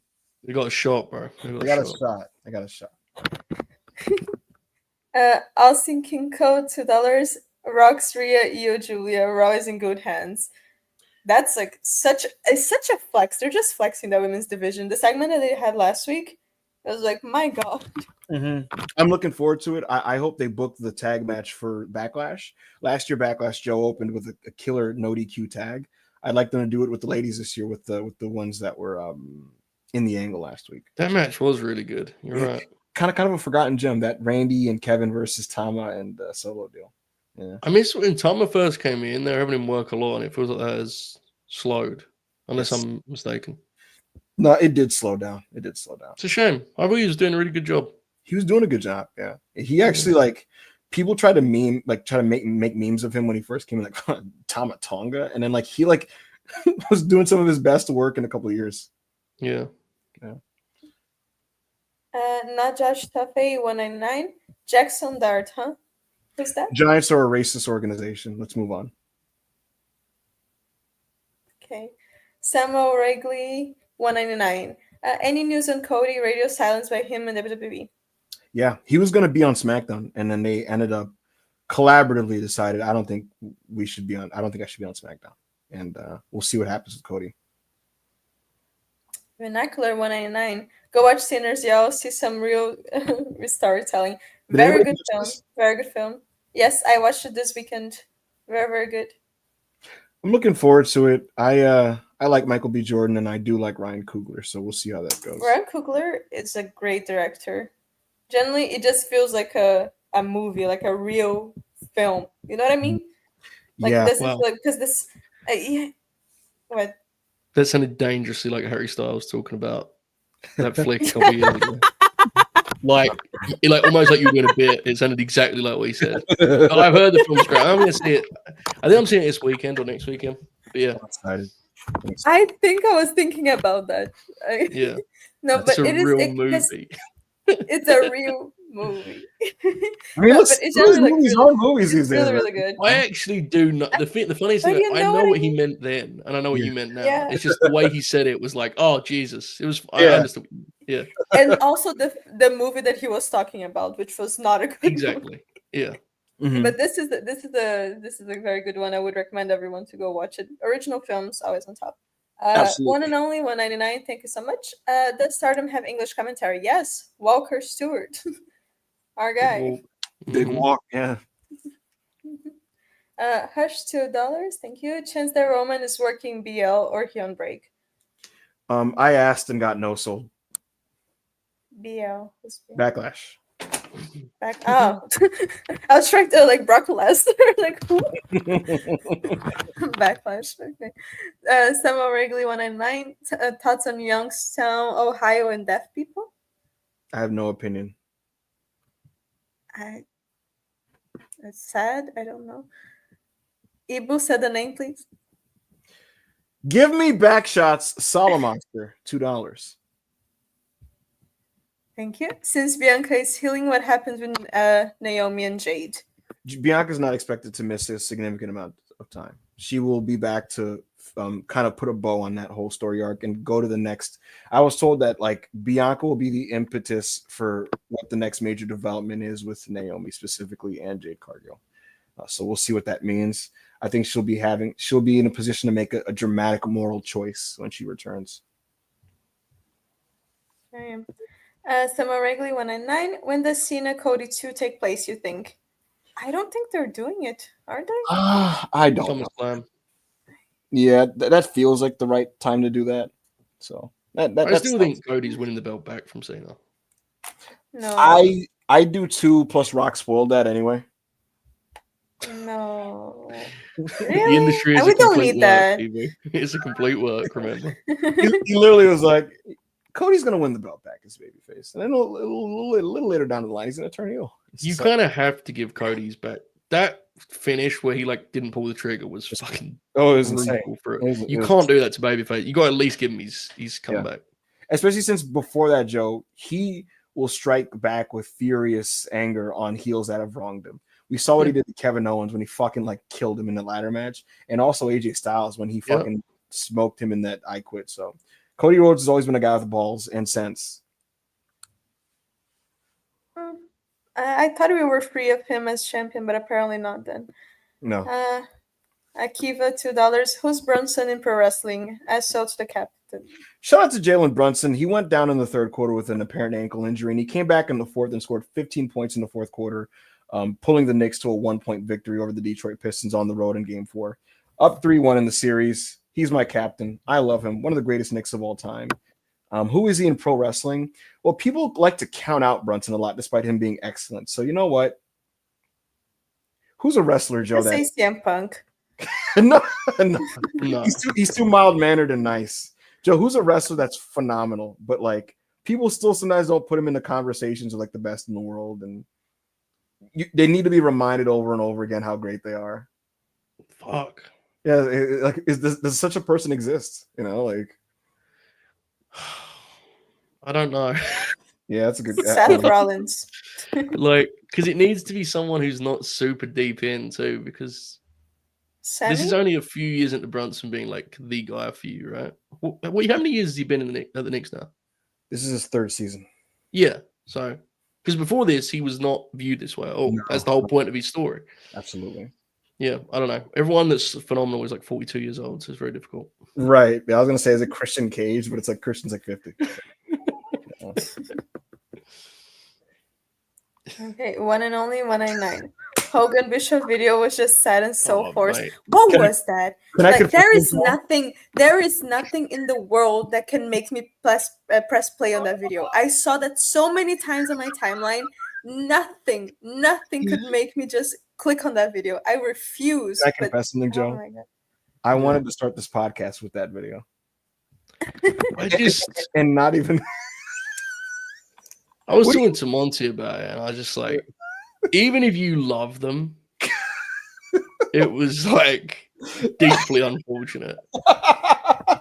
It is genuinely, it may be like the oldest two men have looked while being able to stand on their own feet in ever on video ever.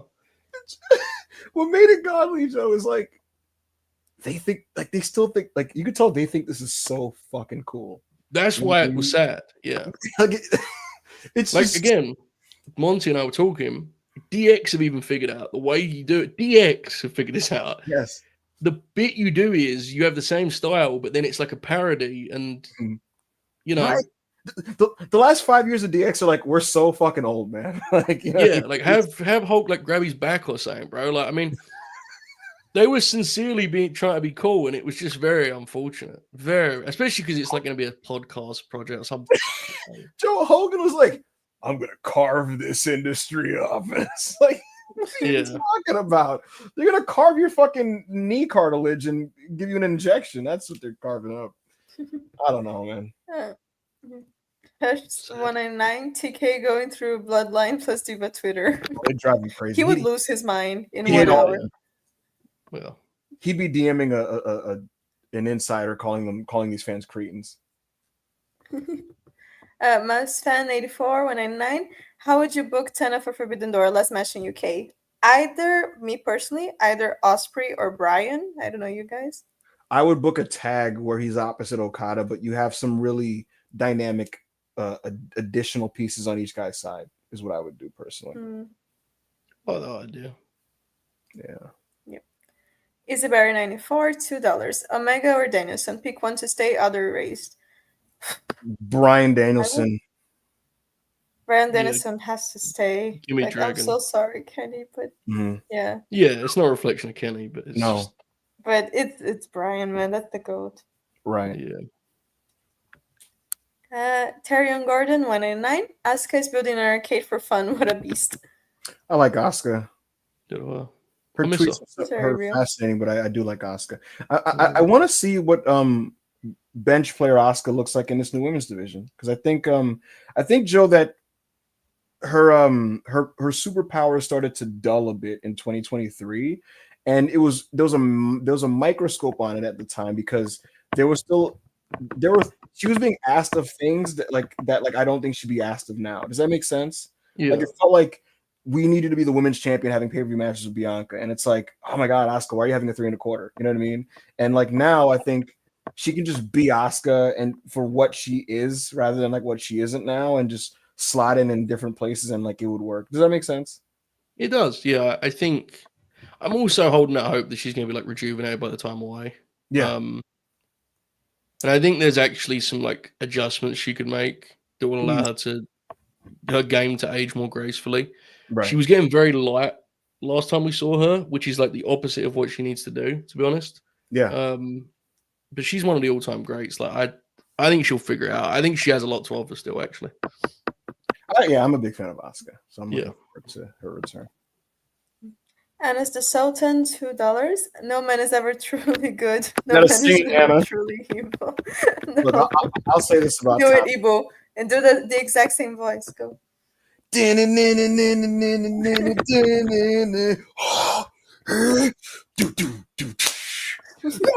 ever truly good. No man is ever truly evil. It's such a fake Rage Against the Machine song if you actually listen to it. And he's Pretty like, good, dude. "Come fight the victim, man, playing the victim." And he's like, "That's no business." And then I'm calling you. Oh, it's a good song. I like the song, It's and a good song. I am hoping that this run for old Tom End is good. So we'll see how it goes. Yeah, I'm just glad that he didn't get Death Rebelled, but there's still time. I have this Never say never. cynical belief, Joe, that he's getting Death Rebelled in 3 months. They always do. They bring a guy back with their old fame and then they just give him the new one. They always do this. I think it's simply just don't be mad at us. We'll give you the rollout, and then you just slip it in. At some point, all you hear is Aleister Black. It's like, all right, man. You know. Giselada 199. You expect roster cuts with the NXT call-ups? They're obviously inevitable, and they'll come at some point. I don't know when, and I don't love speculating on people's firings before they happen. But with the business model that TKO has, there will inevitably be a time where they find a week and they cut from the bottom end of the roster, and it'll likely be veteran names that don't get TV time. Hush 199. Thank you. Brunson is one of one. Shut up, all critics. Absolutely. Oh, yeah. Massman 84 199. And most famous Brazilian film, City of God. I would say, I'm Still Here. It's like the only Brazilian film to win an Oscar, so that's probably pretty famous. And there's one called La Compadecida, like a Dog's Will. I think is the most famous Brazilian film on Letterboxd. It's a really good, like very funny film. So City of God or Central Station, also very good. Recommended. Was that all the super chats? Yeah. Well, then I think, Joe, as God intended, the way I want to close this show is I want to give you the microphone, Joe. And I want you to take us on a journey through your journey into discovering the life-changing force that is TNA. I want you to talk to me about what's happening with you right now in your life, what's led you to this, how you feel in the moment as you've embraced this into your life spiritually, and talk to me about your journey with TNA, how we should feel about it, but also as you're doing this, just give me an overview on TNA's Rebellion show. Go for it, Joe Holbrook. Thanks, mate. I'd like your support on this, please, guys, because it's been a worrying time, and friends and family have been reaching out. So I feel like now's the time to kind of take this to the world here on WrestlePurists and talk about my emerging relationship with Total Nonstop Action. I'm in an interesting place with TNA. I don't know what to make of TNA. TNA is a bizarre promotion at this moment in time. TNA is doing the best business it has done in legitimately like 12 years. And this is happening at a time where in my bubble and in circles such as this, I would argue it feels like it has less relevance than ever. And trying to figure out that combination of things has been sincerely interesting to me, so much so that I'm working on an extensive project covering the topic, which I admit is not my proudest or most worthwhile idea, but it's an idea nonetheless. It's a strange promotion. Last night's show was very much in line with what I've generally seen, which makes it even more complicated to me. It was a fun show. The crowd really loves what they're doing right now. They are on board, and it clearly isn't just, for a minute I suspected it was just a Hardys thing. People wanted to see the Hardys live. They're into a lot of this stuff. They follow a lot of this stuff. And so the atmosphere for these shows is fun. They had a good crowd last night at Rebellion. The show itself was very much, as the way I describe a lot of the Impact era, very just sort of in the middle to me. A lot of stuff that was steady, decent, but if you woke up the next day and missed it and you asked, what should I see? I don't think there was a ton that was like, oh my God, you have to check it out. The exception to that, it seems to be the consensus, is that Mike Santana and Mustafa Ali were the exception to that rule. They had a match that got a great deal of praise, and I did like it a lot. I maybe didn't like it as much as the sort of TNA hardcores. It got a little bit cute for me down the stretch, but it did have a great deal of energy and spirit. And Ali, I thought, actually turned in his best performance in years and worked really, really, really hard, bumping like a madman against Santana. I think everyone who's watching this knows we're pretty fond of Mike Santana and what he's made himself as a singles player in TNA. That was certainly the standout match. I thought the main event over-delivered also. Frankie Kazarian nearly died like 3 times in the main event. Because, of course, that's what Frankie would do. Of course, bro. 47 years old, man. Like, he still will work so hard. Hendry, I'm coming around to the idea that there is something to the Joe Hendry situation. It isn't something I understand. Mm-hmm. But normal people in my life are now messaging me like, I believe in Joe Hendry. And I'm like, what is happening here? Did I tell you, very strange. Every wrestling fan at my job is a Joe Hendry guy. Right. It's genuinely like, I don't get it. Yeah. And I've never got it. I've been aware of Joe Hendry for years. I've never really understood it, but there is obviously something there. So the reaction he gets helps the main events a lot. Ethan Page is obviously very steady. The main event was good. Santana and Ali, I thought, obviously I said, stole the show. The X Division match got a lot of notes and such because of the Leon Slater spot, which obviously went awry and sparked some hilarious tweets. Honestly, the match itself, if you just saw the GIF, it actually quietly over-delivered. I thought the lineup on paper looked ridiculous. Yeah. It's actually a very fun Ultimate X match. And Leon is just spectacular, really shining bright. I think they're actually, they're not using him great, but I think they're using him well enough that his talent is speaking for itself. So the Ultimate X match over-delivered. Unfortunately, I had one of the worst finishes you're ever going to see in wrestling. So, your mileage might vary. But a lot of the rest of the show was in that, 2.25, 3.25 range. But what I find interesting about TNA is I don't think anyone was leaving the show last night going, man, that wasn't the quality I think the audience is pleased right now with what they're getting. And I think it is worth looking at. And folks may scoff at that. Look, guys, 2022, Slammiversary, I think drew like 800, 900 fans. Slammiversary this year is probably going to do 4,000 people. And that doesn't mean it's good. It doesn't mean you have to like it. It means it's working on some level, though. And I find it interesting. So that's why I'm kind of examining it at this moment. And we are starting to go on dates and such. It's nice to kind of just give things a chance and go on the dates and maybe go mini golfing and see how it goes. You know what I mean? I think so. Yeah. I flirted with DPW a bit earlier this year. We hung out. I'll call her back soon. That's nice. You gotta get out there sometimes, man. Yeah. Just put yourself out there and be willing to embrace it, even if it might not go the best at the end, Exactly. That's the conclusion of the TNA segment. Absolutely. And that's the conclusion of this podcast, because we are now 10 minutes into the Monday Night Raw. And I had a good time here, Joe. We've covered all kinds of different pro wrestling, from TNA to Stardom to WWE. So I'm very satisfied with the show we just did. And I'm very happy and satisfied with the performance of my co-hosts, you and Anna.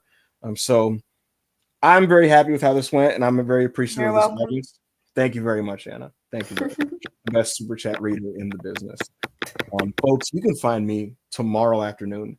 I'll be on here with Rob talking about Monday Night Raw. Hopefully it's a good show. Hopefully the ladies show out.